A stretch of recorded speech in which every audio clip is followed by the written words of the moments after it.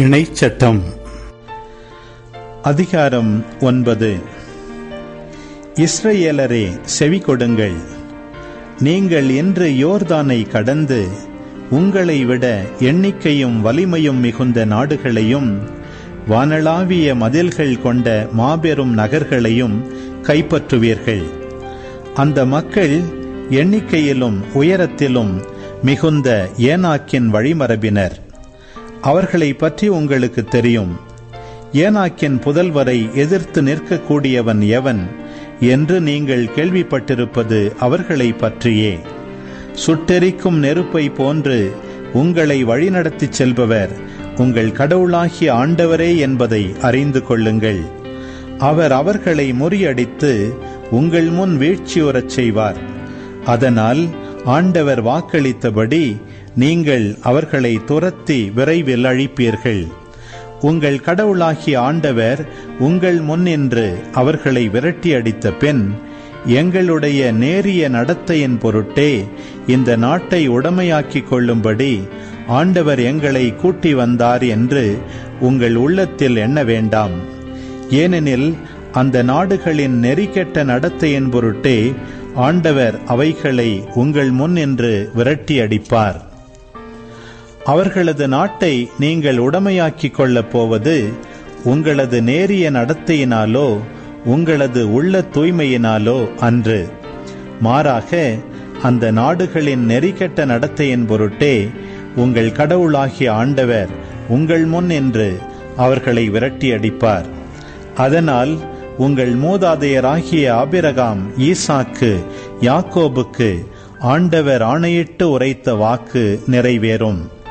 எனவே நீங்கள் உடைமையாக்கிக் கொள்ளும்படி இந்த வளமிகு நாட்டை உங்கள் கடவுளாகிய ஆண்டவர் உங்களுக்கு தரப்போவது உங்களது நேரிய நடத்தையின் பொருட்டு அல்ல என்பதை உணர்ந்து கொள்ளுங்கள். ஏனெனில் நீங்கள் வணங்கா கழுத்தினர். பாலை நிலத்தில் உங்கள் கடவுளாகிய ஆண்டவரை நீங்கள் சினத்துக்கு உள்ளாக்கினதை நினையுங்கள். அதை மறந்துவிடாதீர்கள்.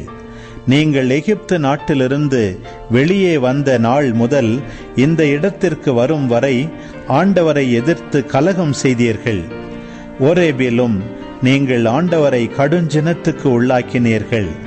அதனால் உங்களை அழிக்கும் அளவுக்கு ஆண்டவர் சினம் கொண்டார். ஆண்டவர் உங்களோடு செய்து கொண்ட உடன்படிக்கை பலகைகளாகிய கற்பலகைகளை பெற்றுக்கொள்ளும்படி நான் மலையில் ஏறினபோது 40 பகலும் 40 இரவும் தங்கியிருந்தேன். அப்பொழுது நான் அப்பம் உண்டதும் இல்லை, நீர் பருகியதும் இல்லை. கடவுளின் விரலால் எழுதப்பட்டிருந்த 2 கற்பலகைகளை ஆண்டவர் என்னிடம் தந்தார். சபை கூடிய நாளில் மலையில் நெருப்பின் நடுவிலிருந்து ஆண்டவர் உங்களோடு பேசிய எல்லா வார்த்தைகளும் அவற்றில் இருந்தன. 40 பகலும் 40 இரவும் கழிந்த பின் உடன்படிக்கை பலகைகளான 2 கற்பலகைகளை ஆண்டவர் என்னிடம் தந்தார். அப்பொழுது ஆண்டவர் என்னிடம், எழுந்து இங்கிருந்து விரைந்து இறங்கிச் செல். ஏனெனில் நீ எகிப்திலிருந்து அழைத்து வந்த உன் மக்கள் சீரழிந்து விட்டனர். நான் அவர்களுக்கு கட்டளையிட்டிருந்த வழியிலிருந்து விரைவில் விலகிவிட்டனர். வார்ப்பு சிலை ஒன்றை அவர்களுக்கென செய்து கொண்டனர் என்றார். மேலும் அவர் என்னிடம், நானும் இந்த மக்களை பார்த்து கொண்டுதான் வருகிறேன். இவர்கள் வணங்கா கழுத்துள்ள மக்கள். என்னை விட்டுவிடு, நான் அவர்களை அழிப்பேன். மண்ணினின்று அவர்கள் பெயர் இல்லாது ஒழிப்பேன். பிறகு அவர்களை விட வலிமையிலும் எண்ணிக்கையிலும் மிகுதியான மக்களினமாக உன்னை ஆக்குவேன் என்றார். பின்னர் நான் திரும்பி மலையிலிருந்து இறங்கினேன். மலை தீப்பற்றி எரிந்து கொண்டிருந்தது. உடன்படிக்கையின் 2 பலகைகளும் என் 2 கைகளிலும் இருந்தன. நான் பார்த்தபொழுது, நீங்கள் உங்கள் கடவுளாகிய ஆண்டவருக்கு எதிராக பாவம் செய்து கொண்டிருந்தீர்கள். உங்களுக்கென வார்ப்பு கன்றுக்குட்டியை செய்து ஆண்டவர் உங்களுக்கு கட்டளையிட்டிருந்த வழியிலிருந்து விரைவில் விலகியிருந்தீர்கள். அப்பொழுது நான் 2 பலகைகளையும் தூக்கி என் 2 கைகளிலும் இருந்து வீசி எறிந்து உங்கள் கண்களுக்கு முன்னே உடைத்தேன். பிறகு ஆண்டவர் சினம் கொள்ளுமாறு நீங்கள் அவர் முன்னிலையில் தீச்செயல் செய்து புரிந்த பாவம் அனைத்துக்காகவும் 40 பகலும் 40 இரவும் நான் ஆண்டவர் முன் தாழ்ந்து பணிந்து கிடந்தேன்.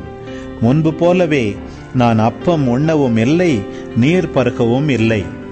உங்களை அழிக்கும்படி ஆண்டவர் உங்கள் மேல் கொண்டிருந்த சினத்தையும் கோப கனலையும் கண்டு நான் அஞ்சினேன்.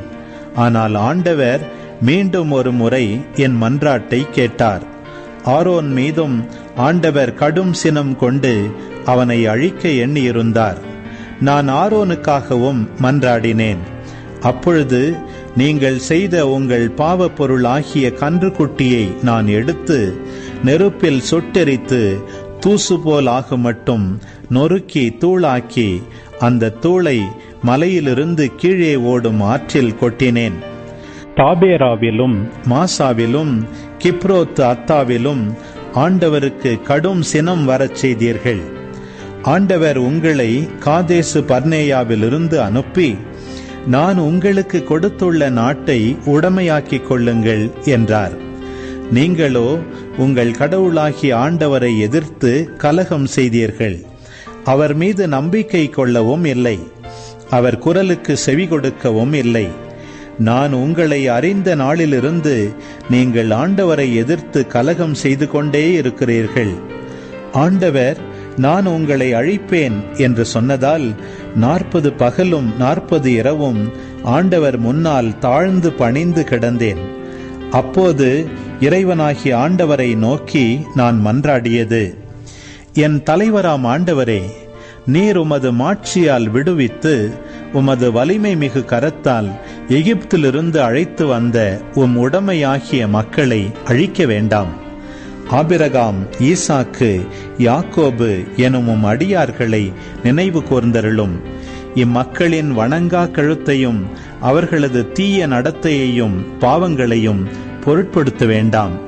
இல்லையெனில் நீர் எந்த நாட்டினின்று எங்களை விடுவித்து அழைத்து வந்தீரோ அந்த நாட்டினர் ஆண்டவர் அவர்களுக்கு கொடுப்பதாக ஆணையிட்டு சொன்ன நாட்டில் அவர்களை கொண்டு போக இயலாததாலும் அவர்களை வெறுத்ததாலும் பாலை நிலத்தில் அவர்களை கொல்லுமாறு எகிப்திலிருந்து கூட்டி வந்தார் என்று ஏளனம் செய்வர் அன்றோ?